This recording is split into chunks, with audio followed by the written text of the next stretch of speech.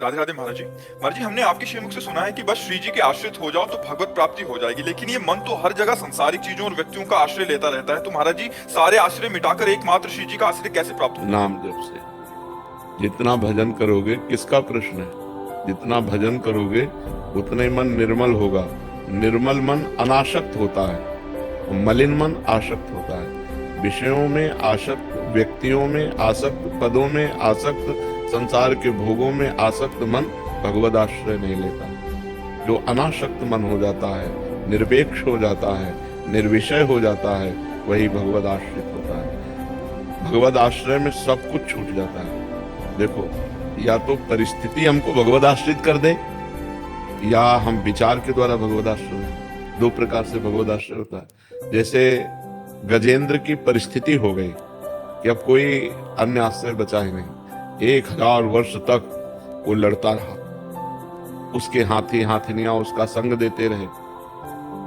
फिर जब देखा हाथी हाथिनियों ने कि ये तो छोड़ ही नहीं रहा ग्राह, तो गज को ही छोड़ के चले गए। अब अकेला, बहुत काल का थका हुआ, जलचर जीव बलवान हो जाता है, उसका घर है ग्राह का। अब वो बलवान ग्राह जब गजेंद्र को खींचा, पूरा चला गया, बस सूंड थोड़ी बची। अब उसको लगा कि अब अगले झटके में हम मर जाएंगे। परिस्थिति, सब आश्रय छोड़कर भगवान हरि। उसी समय भगवान सुदर्शन चक्र के द्वारा ग्राह का उद्धार करके गजेंद्र को छुड़ा दिया। द्रौपदी जी जब सब आश्रय लेके देख लिया, पहले पांडवों का आश्रय, फिर सभा का आश्रय, फिर भुजा का आश्रय, फिर दांत का आश्रय, जब देखा वे एक ही झटके में दांत से साड़ी छूट जाएगी, तो कहा हे द्वारिकाधीश। तो भगवान गोविंद उसी समय वस्त्र निकले। तो या तो हमारे जीवन में भगवान ऐसी परिस्थिति पैदा कर दे, जैसे हम बचपन से भगवान के आश्रित थे, हैं, रहेंगे।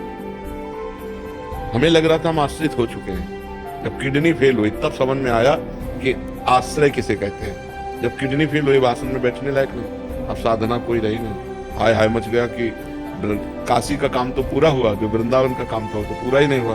ये आज के 25-26 वर्ष पहले की बात। तब एकदम निराशा छा गई कि यार, ब्राह्मण के घर में जन्म मिला, बचपन से भगवान के मार्ग में रहे, और वृंदावन का काम पूरा नहीं हुआ, तो अब क्या होगा। तब रोना आया एकांत में। ऐसा थोड़ी थोड़ी देर में बस रोना आ जाता कि प्रभु अब तो कोई साधना नहीं, प्रभु अब तो मैं किसी काबिल नहीं रह गया। और उसी समय अहंकार सरक के भगवान की शरण में हो गए। बस फिर उसी दिन से आनंद ही आनंद, आनंद ही, क्योंकि अहंकार करता था ना, मानते थे कि हम साधना, पर वो साधना का अहंकार था। इसीलिए हरिवंश महाप्रभु ने कहा, सर्वेषु साधन वरेषु चिरम निराशा। श्रेष्ठ श्रेष्ठ साधना का भी अहंकार नहीं होना चाहिए, नहीं तो भगवत प्राप्ति में बाधा हो जाएगी, वो भगवत प्राप्ति की योग्यता खो देता है। ये तब समझ में आया जब किडनी फेल हुई। परिस्थिति, तो ये या तो भगवान परिस्थिति पैदा कर दे, और या तो विचार के द्वारा। तो जब ये विचार काम करने लगे तो भगवान का आश्रय। यहाँ कोई भरोसा नहीं, घर से निकल रहे लौट के आएंगे कि नहीं, कोई भरोसा नहीं, भोजन बन के आ रहा, खा पाएंगे कि नहीं।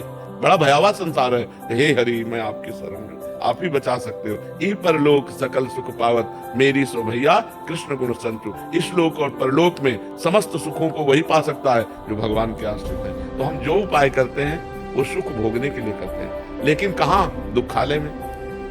दुखालय में सुख भोगने के लिए कर रहे हैं। अगर हमारी बुद्धि काम कर जाए और सुख भोगने के लिए भगवान का आश्रय ले ले, तो बढ़िया बात है।